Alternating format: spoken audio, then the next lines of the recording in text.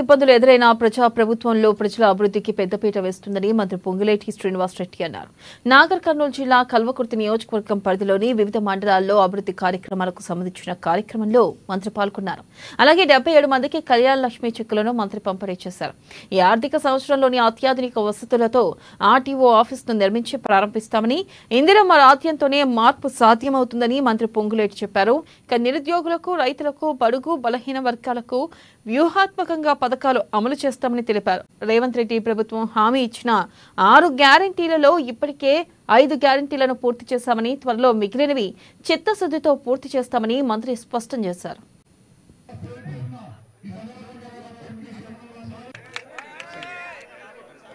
రైతన్నలకి 2 లక్షల రూపాయల వరకు రుణమాఫీ చేస్తామని చెప్పిన ఈ ప్రభుత్వం సుమారు 31,000 కోట్ల రూపాయలు ఖర్చు అవుతుందని తెలిసి 27 రోజుల్లోనే 18,000 కోట్లు ఇచ్చిన ప్రభుత్వం మన ఇందిరమ్మ ప్రభుత్వం.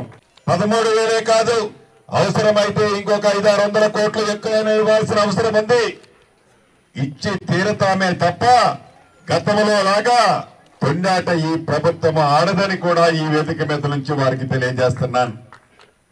ధరణికి సంబంధించిన విషయాలు అసెంబ్లీ సాక్షిగా మీరు చూశారు.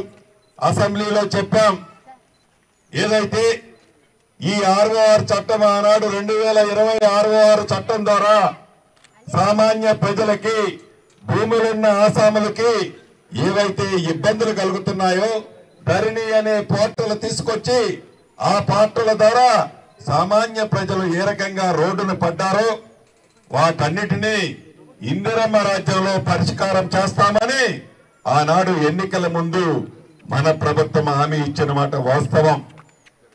ఆ మాట ప్రకారమే మొన్న అసెంబ్లీలో 2024 కొత్త చట్టాన్ని, దేశానికి ఒక రోల్ మోడల్ చట్టాన్ని రాబోయే కొద్ది రోజుల్లో మీ అందరి సూచనలు ఏవైతే ఇచ్చారో ఇచ్చిన ప్రతి సూచనల్ని మంచివి అనిపించుకుంటున్నా చివరికి ప్రతిపక్షం చెప్పిన సూచనలు కూడా ఆ ఆర్ఓఆర్ చట్టంలో చేర్చుతున్నాం.